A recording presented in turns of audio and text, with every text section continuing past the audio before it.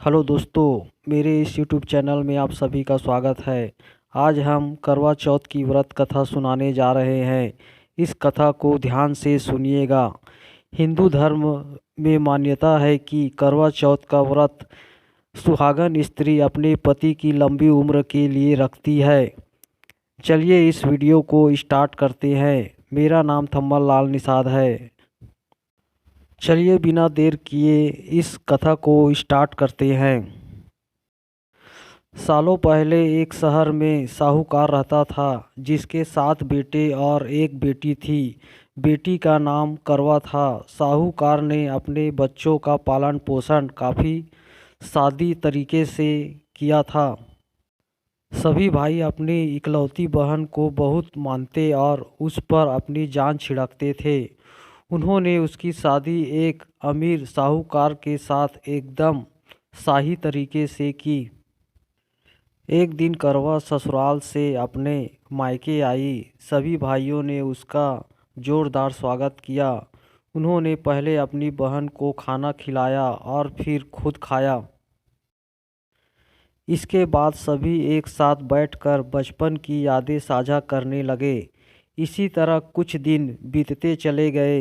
एक दिन शाम को जब करवा के सातों भाई अपने काम से घर लौटे तो उन्होंने देखा कि उनकी बहन काफ़ी उदास होकर बाहर बैठी थी। अपनी बहन करवा को उदास देखकर सभी भाई चिंतित हो गए। वो तुरंत उसके पास गए और उदासी का कारण पूछने लगे। इस पर करवा ने बताया कि उसने शाम के समय पूजा समाप्त करने के बाद जब करवा की सभी भाभी उसके पास पहुंची तो उन्होंने करवा को आशीर्वाद मांगने को कहा। इस पर करवा ने सभी से अपने पति के लिए करवा चौथ का उपवास रखा है और चांद के इंतज़ार में सुबह से ही भूखी प्यासी है। जैसे ही चांद निकलेगा वह उसे देखकर अपना उपवास तोड़ेगी। यह सुनकर भाइयों का भी मन उदास हो गया।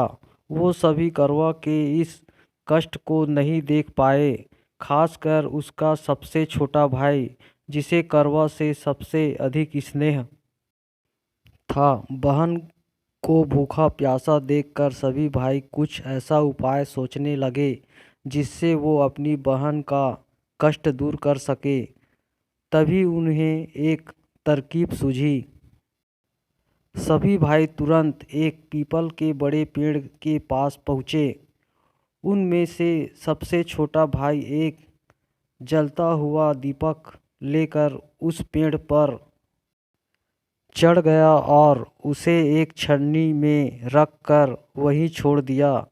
इसके बाद पूरे गांव में हल्ला हो गया कि चांद निकल आया।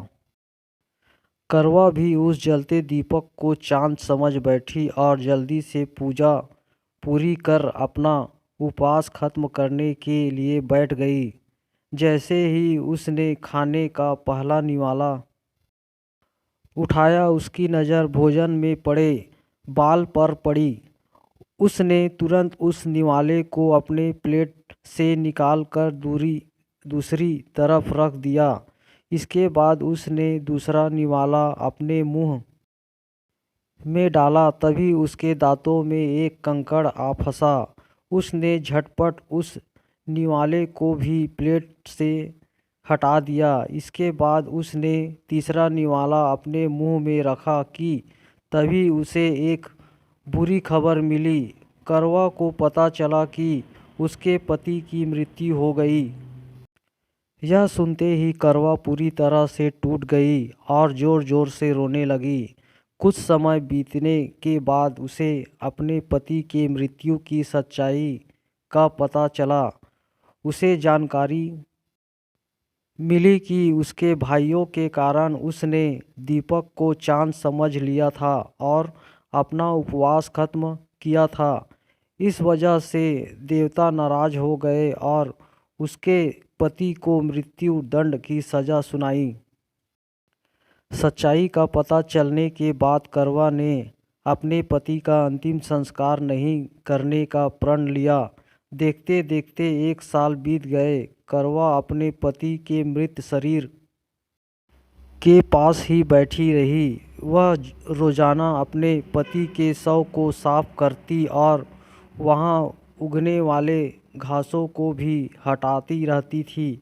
1 साल के बाद फिर से करवा चौथ का पर्व आया। हमेशा की तरह सभी महिलाएं इस व्रत को करने के लिए एक साथ जुटी। उसमें उसकी सातों भाभी भी थी। एक एक करके अपने पति को जीवित करने का वरदान मांगा। करवा की यह मांग उसकी भाभी पूरी नहीं कर सकती थी। उन्होंने करवा को समझाया भी, लेकिन वह नहीं मानी। फिर उसकी एक भाभी ने बताया कि उसके छोटे भाई के वजह से ही ऐसा हुआ है, तो उसकी छोटी भाभी ही इस स्थिति को ठीक कर सकती है। यह सुनकर करवा अपनी छोटी भाभी के पास गई और उसके पैर पकड़कर अपने पति को जीवित करने का आशीर्वाद मांगने लगी। पहले तो उसकी छोटी भाभी ने बहुत टाला, लेकिन अंत में उसकी छोटी भाभी ने अपनी तर्जनी उंगली को काटकर उसमें से अमृत की एक बूंद करवा के मृत पति के ऊपर डाल दी। जैसे ही अमृत की बूंद उसके ऊपर गिरी, वह जिंदा हो गया और जय श्री गणेश के नारे लगाने पड़े। इस घटना के बाद से ऐसी मान्यता है कि करवा चौथ का व्रत करने से गौरी शंकर खुश होते हैं और महिलाओं के सुहाग की रक्षा का वरदान देते हैं। कहानी से सीख। इस कहानी से यह सीख मिलती है कि इंसान को हमेशा सच्ची भक्ति से पूजा पाठ करनी चाहिए। अगर इसमें किसी प्रकार की कमी रहती है तो उसके बुरे परिणाम भुगतने पड़ सकते हैं। हेलो दोस्तों, आपको यह करवा चौथ व्रत की कथा कैसा लगा मुझे कमेंट्स करके बताइएगा। अगर आप मेरे इस चैनल पर नए हो तो मेरे इस चैनल को सब्सक्राइब कर दीजिएगा और बगल का बेल आइकन प्रेस करना ना भूलिएगा, क्योंकि इससे आपके पास सबसे पहले मेरा वीडियो पहुंचेगा। धन्यवाद।